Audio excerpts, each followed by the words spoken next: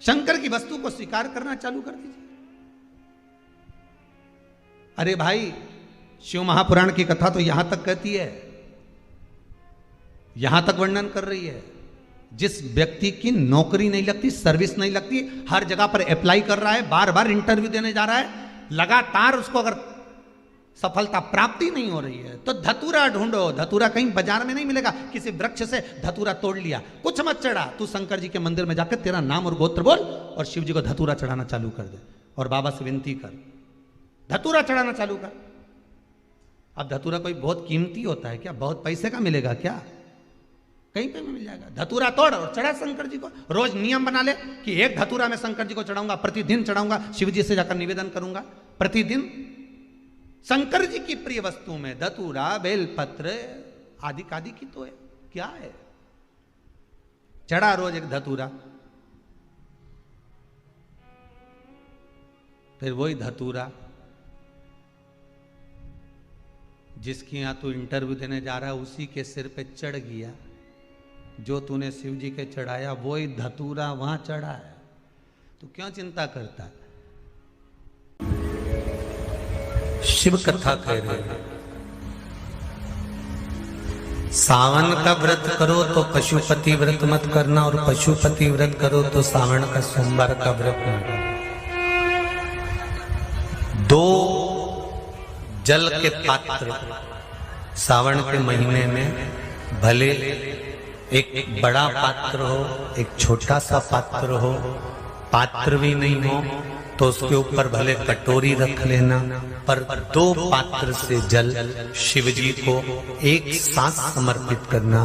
शंकर भगवान कहते हैं श्रावण के महीने में भार बढ़ जाता है, इसलिए पार्वती और गंगा ये दोनों संभालती हैं, इसलिए श्रावण के महीने में जल वृष्टि भी अपार होती है। बाकी के आषाढ़ में हुई, कुंवार में हुई, भादों में हुई कि नहीं हुई, पर श्रावण की जल वृष्टि की महत्वता ज्यादा।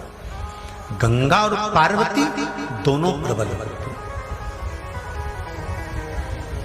गंगा और पार्वती दोनों प्रबल। अब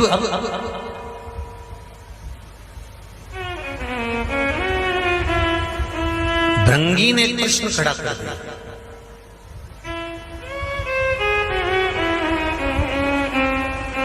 लिंग महापुराण, स्कंद पुराण और लिंग पुराण का यह संबंध। भृंगी ने कृष्ण खड़ा कर दिया कि अगर गंगा और पार्वती दोनों ही आपके नजदीक रहती हैं तो क्या गंगा आपके मस्तक पर नहीं रहेगी? शंकर भगवान कहते हैं सुनो भृंगी, श्रावण के महीने में साधारण से साधारण व्यक्ति भी जब दो पात्र लेकर शंकर को जल चढ़ाने के लिए आएगा तो एक पात्र का जल अपने आप गंगा जल बन जाएगा। अपने आप उसको गंगा जल ले जाने की भी जरूरत नहीं पड़ेगी। दो पात्र का जल जब जाता है तो वो गंगा जल का ही स्वरूप हो जाता है।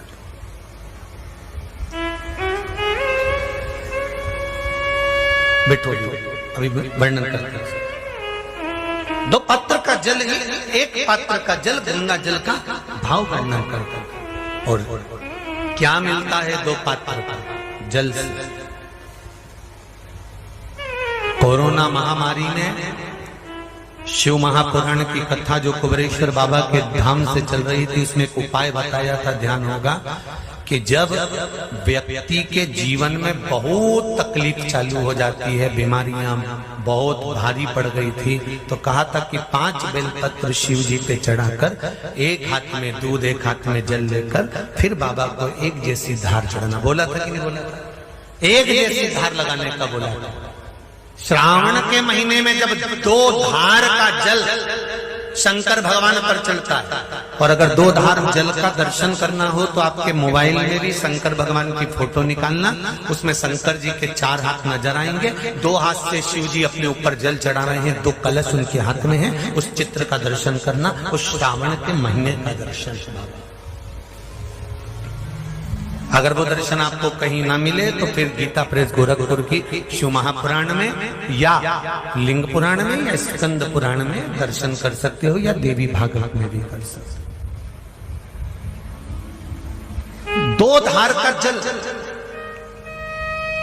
यदि हमारे व्यापार में तकलीफ आ रही है, कहीं उन्नति की सीढ़ी पर चढ़ने में तकलीफ आ रही है, या कहीं हम हमारे कार्य के प्रति काम अटक रहा है, यदि काम अटक रहा है, हमें और सरल भाषा में समझ लो, और सरल में समझो।